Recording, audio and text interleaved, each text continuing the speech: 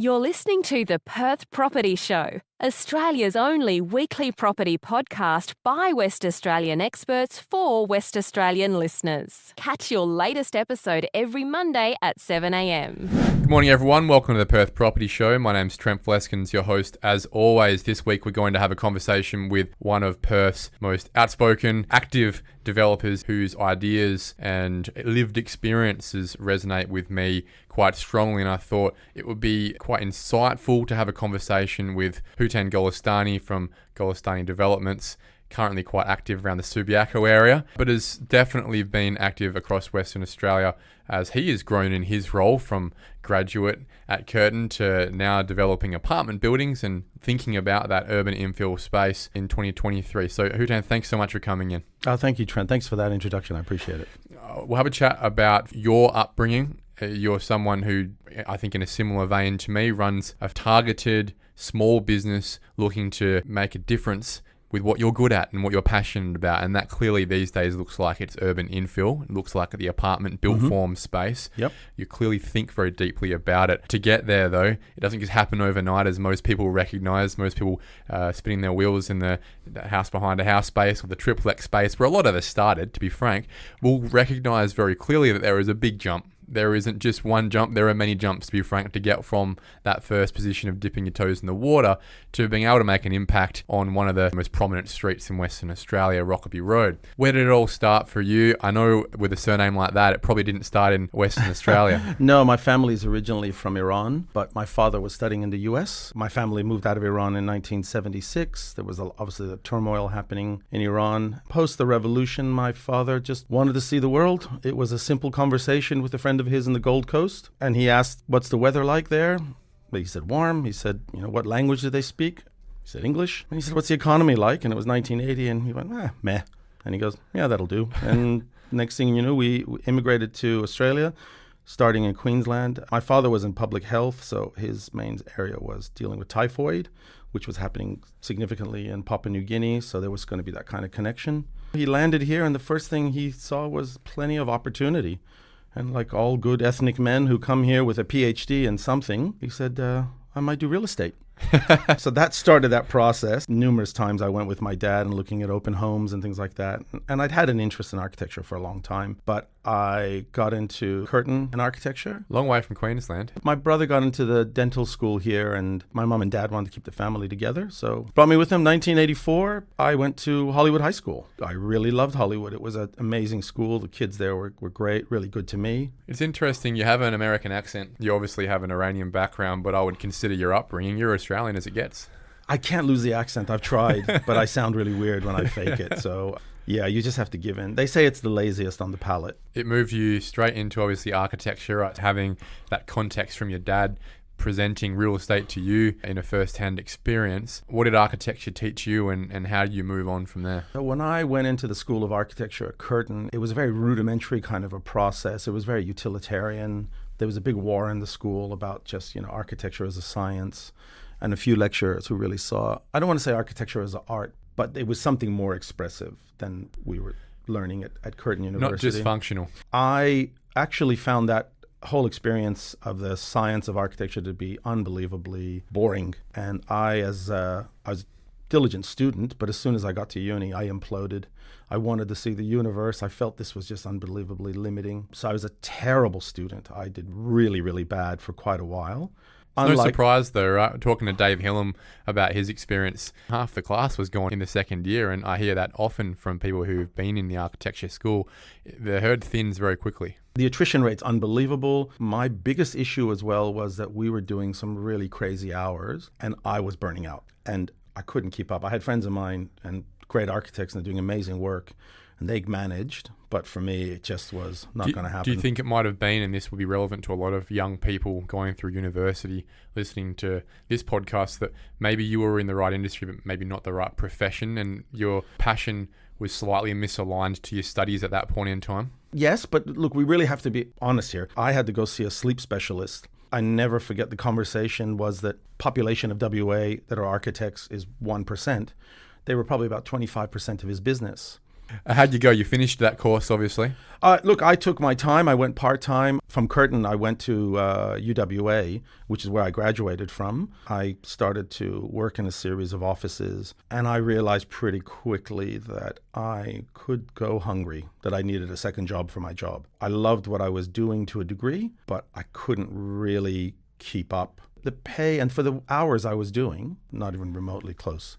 And that's where property development, like Dave Hillam, again, I should say, became a natural extension to the skills you had already learned at university. Most of us, when we're studying, we besmirch developers like you wouldn't believe. Really? Oh, yeah. It's like, oh, look at the crap they're doing. And in those days, a lot of the developments that were being done were very utilitarian, rudimentary, and if anything, a bit of a pastiche of look at this style and look at that style. It was eclectic. I mean, one thing you can say about Perth built form is that it is eclectic. There's very few spaces, activity centres in Western Australia that you could say have a uniform style.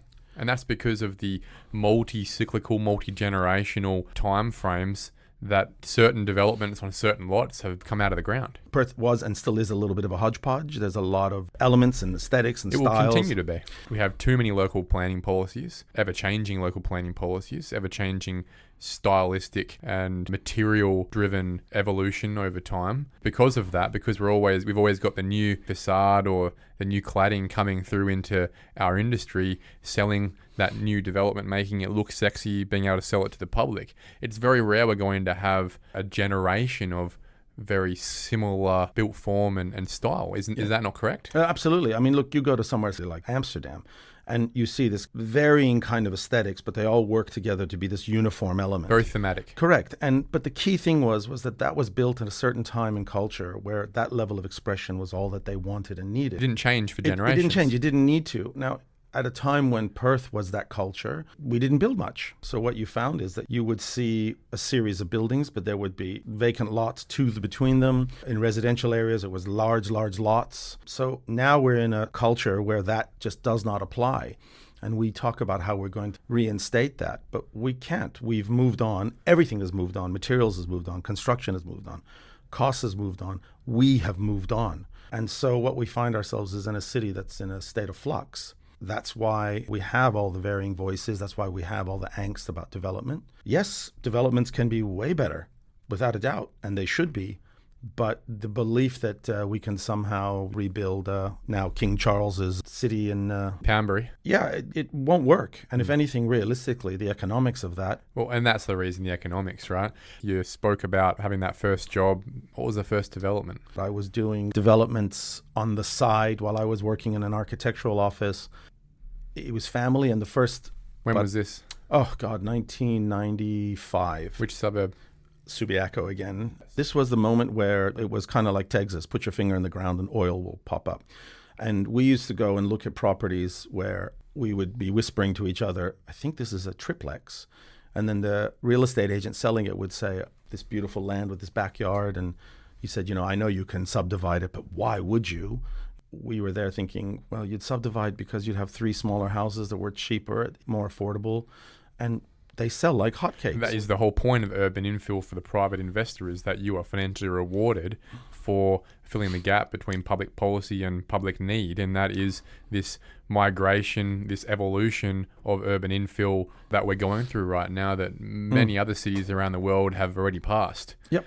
So that transition requires that action, requires that development, that risk, and someone generally has the opportunity to be rewarded for that in the market. What we saw in that process was then the inability for local government to address it.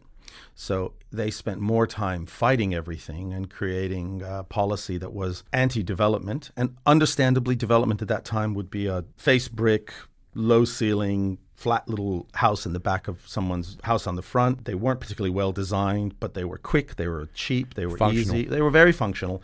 And so one of my first planning applications went in with my design. I was doing it with 2 of my friends at uni. And I remember putting the drawings and I remember even the planner's name. I'm not going to mention him, but he just looked at my drawings and he goes, son, I don't think you understand how it works here. And pulled out his pen and started to draw on my drawings saying, this is what you need to do.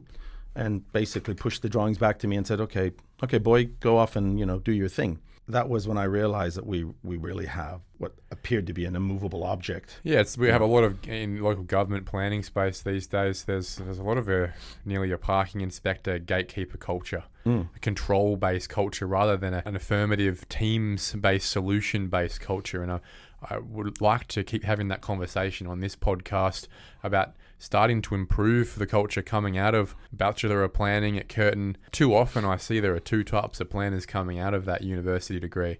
The ones who have a mind for control and for the negative side of the world end up in local government. The ones who want to create something and who are on the more progressive side of development, planning, urban design end up having to go into private practice, whether in planning or in development, because their views generally don't align with the very NIMBYist culture that starts at the head, the council, and then permeates through the body of the local government.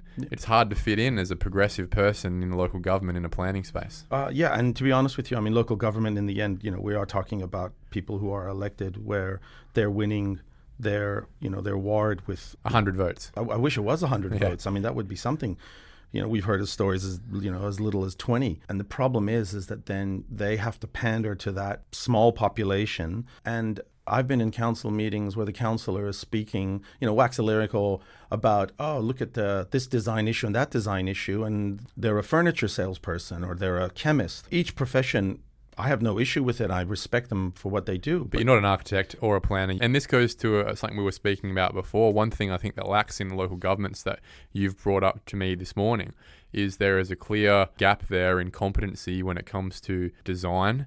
And when we think about the R codes these days, there are two pathways to approval. There is the acceptable outcomes deemed to comply pathway, where there is obviously a table-based, planning-based metric that if you tick these boxes, you essentially have an approval. But there's also, based on the SPP 7.0 that was produced by Jeff Warner and his team as state architect many years ago, a second pathway, which is the design principles pathway, that if you don't meet the acceptable outcomes or you aren't deemed to comply, depending on which volume you're looking at, if you can meet the design principles, the 10 design principles, amenity, character and context, sustainability, these sort of things, then irrespective of what the metric table said was the specific setback or height for that R code, if you meet those design principles, you should be afforded an approval. Correct. Now, if the local government doesn't have the competencies to assess the design space internally, then how are they ever going to be able to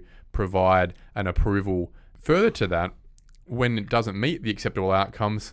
Many local governments, like the City of Nedlands, for example, the second you're outside a setback by 2 millimetres, it then has to be referred to the local government council, who are even less competent to make the decision about whether it should be approved. So rounding that out, one thing that you brought up this morning was notwithstanding the inclusion of DRPs these days, which I think are very valuable and have been so for many years now, why don't the local governments either have full-time or contract architects picked from a vetted panel by the state government architect to help provide commentary and assistance from the ground up, from the application point in the approval pathway for those developments that are looking to be assessed on the design principles. When you go to a bank, they say to you that they want you to get a valuation done, and that's from a panel of valuers that they've vetted. So it takes out the outliers, and they have trust and faith in them. Or they're licensed to actually make that decision. In this case, I've strongly believe that there needs to be the implementation of architects into local government, and that if you call yourself a city, then that should be mandatory. And then from there, for smaller towns, like say the town of Cottesloe, sure, if they can't have someone on the books all the time, or let's even say Pepe Grove, which is really small. Share one between 4 towns. Well, and or you just basically in the same way they share a library. Or you just basically say, okay, at this point in time, we need an architect to come and represent us. Now, a lot of people talk about doesn't the DRP do that? But that's an interesting conversation. You don't really get to engage with the DRP on a day-to-day basis of moving information backwards and forwards to help you get your design to where the DRP would be even a further It is boost. Quite a formal meeting, isn't it, Hootan? It's nearly a bit of a stuffy meeting sometimes. Look, you are correct, and there are scenarios like that. I do have to say I've had some very good experiences lately. I had a fantastic experience with the city of Subiaco. They were very helpful. There was a lot of dialogue. but we actually engaged to the point that we solved problems. Good. We need to see more of that. Yeah, I mean, look, I went to the City of Subiaco's DRP a number of times and then got my DA. Then I went back to the DRP to actually discuss some of the things I had an approval for that I think needed to be changed, and openly had that conversation. Well, it's a traffic light situation, right? You've got essentially your 10 design principles here. Yeah. That's what they're assessing you on. Yeah, and look, thank God it's on that traffic light. It used to be a numerical, and you'd go to your shareholders and say, oh, no, we had a really good meeting, but I got 19 out of 30, which is, I do like being judged by my peers. I like that there is a mix of individuals involved at times, and that the landscape architect can be there as well, depending on what type of project. I have an immense level of respect right now for landscape architects, and I do think they are the future of the city. They're becoming very relevant, aren't they? They never used to be 10 years ago. Well, we've now designed ourselves into a corner, if I can use that pun, and we now need them to unravel it, specifically because when it comes to issues of sustainability, they are literally the most educated in that field. I have always felt, though, that we meet with them, we make a presentation, that's minuted, then we leave as an applicant, and they have a further meeting, and we don't know the results of that meeting until they give us the minutes and their responses. And sometimes issues come up where no one raised it at the meeting, and it seems a little bit unfair that we're having to deal with that. DRPs can be a little bit cumbersome when members of the DRP change from one meeting to the next. Let's talk about height. I know you love talking about height. I like talking about height. Does Western Australia's planning system, culture, population have an unhealthy fetish with short buildings? Yeah, so from a guy who's 5'7", you'd think I would not like height, but I think one of the biggest mistakes that we're making right now is that we have turned height into some sort of a bogeyman where, it's weaponized. It's completely weaponized. Usually that the reference against it is that, by you having the height, you've taken away from the local residents' amenity, with whatever that means. If you want to deal with height, start looking at what's actually on the ground floor. Because your main engagement with a building is going to be somewhere between 3 to 5 meters tops. The shop front. Yeah, and if anyone out there is in doubt of that, I welcome you right now. Give me a call. Let's meet in the middle of Hay Street Mall and look up.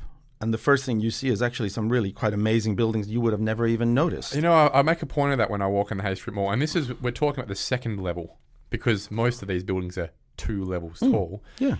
I reckon most people, and everyone in Perth has walked down the Hay Street, many people would never have seen the second level and the beautiful facades behind there. Not to mention the 8th or 9th or 10th level that may or may not be there in the future. No one looks up. I guess we could spend an hour talking about the economic benefits and realities of increasing critical mass in locations for the benefit of the ground floor. And the exact reason why we have situations like we had 3 or 4 years ago in town centres like Mount Lawley, like Leederville, with shop fronts closed and for lease signs everywhere, you'd easily point to the one thing that availed that, and it was a lack of critical mass in town centres. Yeah, so when we did a project in Fremantle on Henry Street in the West End, our application, we had a building that was 4 stories. They wanted us to not have the 4th story. We had it set back because the facade of the building at 3 stories was aligned with the strong horizontal line that existed in the West End. And we were sensitive to that, and we established that as a kind of a datum point, and we set back the top floor so that, from a streetscape, it was somewhat uniform. But then I've been in other areas where they're like, oh, you can do 5 stories and you can do 7, but the top 2 stories need to be set back. And I'm like... a different colour. I'm just like, why? What's the point of that? There's actually even no... there's no utility to it. And there's no precedence for it. It's somehow this thing, we just keep setting our buildings back ad infinitum. It's as if we're all kidding ourselves that whether a building is 5 stories or 7 stories, there is some amenity difference to the public realm. Now, my perspective very clearly on this, very unequivocally on this, is that height should only make a difference if it has an impact on overshadowing, which affects people's access to sunlight, which is a real deal, and overlooking, which affects people's access to privacy, right? Okay. If you can ameliorate those 2 things in your local context, at whatever zoning you are at, and you can meet design principles that can, to be frank, probably be benefited by extra height because of the economics of it and what that can bring to the quality of the project. And it can also bring things like extra landscaping, because most likely the building parcel will be far smaller because of the height availed to you. What is the negative to the public realm? other than what seems to be, again, a control-based, parking inspector-based view that, well, it was only zoned for 4 stories, so you shouldn't be allowed to have 6 stories. You're benefiting economically from that one. You only paid for 4. Yep. How are we living in a society where that is really the only arguable view from the non-progressive side? We have a culture right now where if you go into a backyard and you see a building, you can see any kind of building at a distance, that somehow you're losing out. Something has been taken away from you. I guess that's that kind of amenity that you've lost. Well, that can be the only way that it can be explained. That can be, yeah. It's not like there's a physical connection or nexus between people at 10 meters or 100 meters or 1,000 meters away with an apartment that's 30 meters off the ground. Yeah. Most people will never have access to that apartment. Yeah. Well, and they turn around and they say things like, well, someone can look over, like if they've got a high window that's frosted, they can look over. And I'm like, well, someone can look over your fence as well. We have an understanding that culturally that's not what we do. But just, I want to get back to that, the first one where you said about overshadowing. This is actually a point where we might even slightly diverge. It depends on what kind of overshadowing we're referring to. So I was at a property council function many, many years ago, and there was a planner who was talking about, quality street design. And he showed a cross-section through a street, and he basically took the width of the road as the radius for the height of the building. And I said to him, why? And he said, for solar penetration. Now, let's just discuss that for a minute. I remember that the planner said, well, that's our mantra, that's good design. And I just said to him, you're right. 80% of the streets in Paris then are an abomination, and Amsterdam and Barcelona. And I said, that doesn't really ring true. I'm not saying that it's not a good thing to have when you can, but you're creating this fear of height. And here's the thing. They actually wanted the solar penetration to be as far down as the ground floor of the shops and the footpath. On the other side of the road. On the other side of the road. And obviously, at a certain angle that the sun was at. It was a furphy. It was something made up, and they couldn't explain. And then the second problem is that in the back, what you would have is you would have a high density allowance on the street, and immediately in the back it would fall to R20. And that is where you do actually have a problem. So you have there's no transition whatsoever. There's no transition. So you would have a building that would be 4, 5, 6 stories high, 7 stories high. And the only way to make the person in the back, probably living off a laneway, feel comfortable is by then creating the terraces in the building. Now, the terraces in the building are, look, economically, they're very, very hard to implement. They're not always the best spaces that people want to engage in. They have waterproofing issues. They definitely have now energy issues. The building is just becoming fatter and thicker and more complex. It's just a whole bunch of swimming pools as you go up. Yeah. I'm not saying don't do it. The cake layers is what you're referring to. Layers, Malcolm Mackay refers to it as well. Jeff Warren, I've seen, refers to it. These guys really do also publicly have an issue with this culture we seem to have of creating cake layers. You don't see it in any other major city in the world where the top floor or the sub-penthouse are stepped back. What are we achieving there other than waterproofing issues?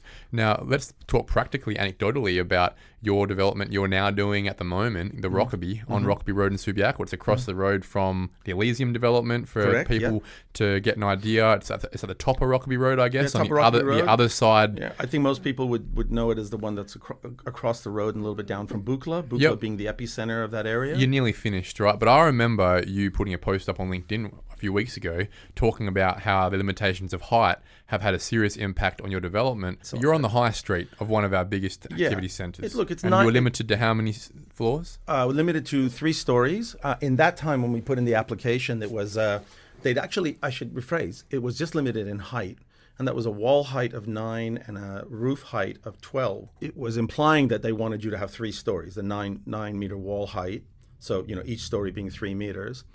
But the architect, and I do really want to give a shout out to Matthews and Scavalli Architects, did a brilliant job of working with us in creating a mansarded roof development where we actually have an entire floor in that. So from 9 to 12. It looks like a bit of an attic. It looks like a bit of an attic. And if anything, interestingly enough, I think one of the reasons why local people resonate with it is that the mansard, it kind of reflects, some of the mansard roofs that you would see in some European cities.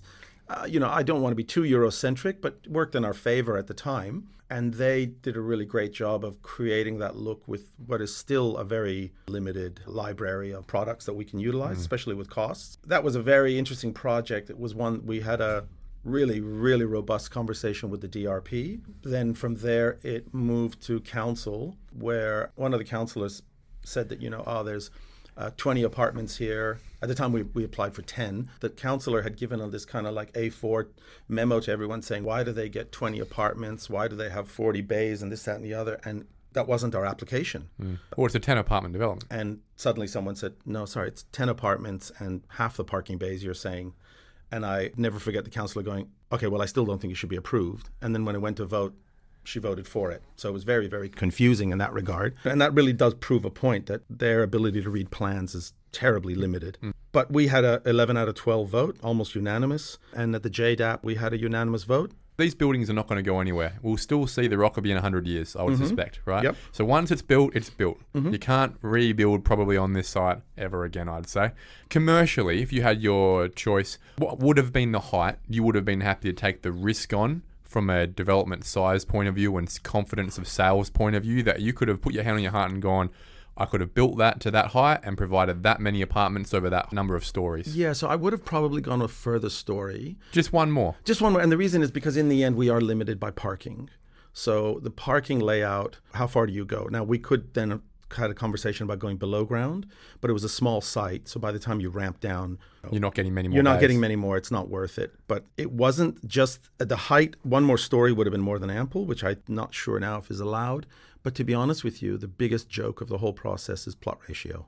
Well, we're happy to see that in the new medium density code, plot ratio is no longer a factor. Yeah, it's absolutely. Look, plot ratio was a blunt instrument used for control, but what it was something very easy for councillors who don't understand buildings. I have seen plot ratio make so many projects unviable. You're looking at a building where they're telling you, we don't mind the building envelope, we like the way it looks. We don't want you to shrink the building or anything like that, but you need to go inside and make your hallway half a meter or even a meter wider so that the units are all smaller, so that the habitable space doesn't go over plot ratio. Yeah. And at that time, the height of the building and the plot ratio of Rockerbie was enshrined. They often don't match up. The possible height and the possible setbacks don't match up with the plot ratio, simply in that you could build a building certain height to a certain setback, but you would then be limited by a plot ratio, which has no impact on those two things. Well, so here's the interesting thing. So one of the things they say is that the building envelope allowed and the plot ratio are to work together so that you basically implement everything that you want within that building envelope. So if you're going to have a projecting balcony, your balcony is within that building envelope and you just make the building smaller. But, the metrics of that kind of thinking might sound very good to a planner, but the reality is that we are also in the process where we need to purchase the land. We need to be able to look at how we are going to actually get revenue. And let's not fool ourselves, and I'm never going to say this, we are not altruistic. No, we're in a capitalist society. Even if we were, none of us really are developing with cash. We need the bank support to develop this site. And the bank are certainly not altruistic. They want to see a profit line to protect their investment. Exactly. And right now, you go and you say, I'm only going to have a 10% margin. And I appreciate there are altruistic projects like Nightingale, where they have a different group of shareholders and things like that, where they can do that, no problem. But realistically, most of the buildings are going to be done capitalism as the underlying ethos. So when you get to that scenario, they start saying these building envelopes, but you really don't know exactly where that's going to fall. You have a plot ratio, which you're going to try and maximize. And they say, well, you're at your plot ratio and you might be at your building envelope, and it's really not meant to work that way. But this is the bit now we're talking about planning, where do we work on a kind of a prescribed methodology? So we prescribe to the developers how things are going to be done, or we look at a performance-based. All those are the two options, and most planners don't understand that. Even at a JDAP level, certain JDAP members do not clearly understand the difference between this prescribed methodology and the principles methodology, which has seen red tape after red tape stand in front of medium and high density developments. Without a doubt. I've always been in the belief that it should be performance-based. And if it performs well, why shouldn't it exist? Height is something that I'm willing to discuss if I see there is an interesting precedence that is of some value. If it works well, if it provides, if it has all the amenities right now that we have to implement with the new design codes, which is intense. What is the harm, right? The major proponent of harm in our society right now is a lack of supply leading to a lack of mobility and homelessness. That's right. What's a bigger evil to society? It's not the perceived amenity loss of an extra 1 or 2 or 3 stories on a building that's probably hopefully going to be around for 100 years, to which the future context will match up anyway. It is the lack of supply provided, or the inefficiency of supply not provided to every development effort made currently by the current developer cohort in Western Australia. If you allowed developers to build to where they commercially believed they could actually sell these apartments, developer won't build 30 stories if he only thinks he can sell 10, right? Then we wouldn't have a housing supply problem. We wouldn't have a rental crisis problem. We wouldn't have rental price problems. The performance-based principal outcome must be the path forward. Height is not the issue. Perceived outcomes of height that can be managed are the issue we should be controlling. Yeah. Can I ask you a frank question about the Rockaby now? Let's move on quickly to construction costs. Do you reckon you could build it now? No, definitely not. The scenario that we obviously, like most builders would have had, is that they would have priced. We have a fixed price. You find the need for price increases, but they have a capped contract. That's why you have seen so many builders go under it. And it's not because they don't know what they're doing. It's because of the fact that the term I think you used was unnatural selection. It's totally apt because this had nothing to do with their business acumen, their accounting, their management, anything like that. It was the fact that how lucky were they to not have projects that had a fixed price. You think of cyclical capitalism, and it does often thin the herd. It gets rid of businesses that aren't doing very well. But this last cycle of since COVID that was stimulated by government grants, I would say the government was not culpable for this situation, but they're certainly responsible for this situation of adding that extra sugar hit to the industry. No builder out there, whether competent or marginally incompetent, 4 years ago would have the capacity, but for dwindling their savings pool, running on margins of 10 to 15% to withstand cost increases in their business of 40 to 60%. No business would be making $1 in the last few years. The only ones that are surviving, as you said, are the ones who luckily simply avoided that risk by not having that many contracts at that wrong time, or like the super big guys in town had tens of millions of dollars to draw from in savings in the first place. That's it. Everyone else will go broke. Yeah, I have a good friend of mine who had a building company. They had quite a few projects on, and when I heard about the grants, I was like, in my mind, I was like, oh, that's great. But, he just kind of went, oh, crap, this is going to have massive inflationary pressures. And he knew that he had a lot of contracts that were fixed price. As a building company, there's a point where it's like, I'm actually underwater, but I want to finish these projects. I have a name. I have some goodwill. They start putting their own savings into it. Their business owes themselves a lot of money, and they're trying their best to kick the can down the road so that the next projects, hopefully there's some stability and they can get out of this. There's no other choice. There's no other option. There's no next project. There's no next project. There's no one acting immorally or unethically. There's just someone going, I just got to keep going. Because as soon as they say I have a problem, bang, insurance kicks in. And it all comes to hoping for this Hail Mary pass. And it hasn't come, because the reality is, I'm going to ask you this next question. You're looking at the same numbers I'm looking at. Is there a project you think right now you could start? Yes, but they would be limited, and they would be predominantly in specific suburbs. I've just commenced on a project that I'm doing in Dalkeith. It's an apartment development. That's an area where the buyers are actually quite desperate. There's a lot of people who want an apartment in Dalkeith. It's to their benefit to buy a well-sized apartment, and they're the kind of people who can carry that price increase. That's a very niche part of the market. That's a very niche part of the market. So if we rewrite your question and say, is there anything right now that was closer to affordable housing that I could start? The answer to me is an absolute no. Like, I have looked at projects where if they gave me the land for free, I would break even. There's not a lot in the residential space right now from a developer point of view across the spectrum of the housing continuum that works. We have developed 110 triplex, duplex developments for our clients over the last 6 years. They call me every week asking, when are we starting the next one? And my answer is not yet. It still doesn't work. The apartment space, it's only in the luxury space where the buyers will pay what they need to help us turn some level of profit. Otherwise, it can't get off the ground. It's very hard to see at the moment anything working, and it's also very hard to see builders looking to bend over backwards to build it, given how scared and burnt they've been over the last 4 years that they'll be in the same situation again. Yeah. Look, the prices are coming down. We're noticing it. Inflation. Margins are not, though. Margins are not. So I have another development that I'm doing in Netherlands, a townhouse development. We just signed with Oswald Homes, which I'm really, really excited about. Well, very well regarded and a great team. We are now only slightly away from our initial budget, because on that lower scale, medium density, half of the trades now are on the other side. The bricks are back down to mid-ones a brick again? It's definitely gone back. I mean, I had a quote at one time, it was over $5, so that's not going to happen. Good luck to that bricklayer. Well, I've actually pinned it up on a wall somewhere. I just thought, remember that day. At the moment, the larger groups like Oswald are capable of going to the trades and saying, look, give us a better price, but we'll give you 6-7 jobs. And really, I think any tradesman out there would be a fool not to look at that, because there's a cliff coming, and that gets you a little bit over the line, gives you some longevity of your business. And these are projects that are just about to get started. Hootan Golestani, it's been a fantastic chat today. Thank you very much for your insights over the last couple of decades in West Australian development. Good luck with finishing off the Rockaby. Thank you so much. And your next development in Dalkeith. Thank you very much. Thank you for listening to another episode of the Perth Property Show. If you've only just joined the conversation, you can catch up by heading over to our website, perthpropertyshow.com.au, subscribing to the podcast, or joining our Facebook page. Don't forget to tune in next Monday at 7 a.m. for more expert insights, local analysis, and suburb spotlights. Happy hunting!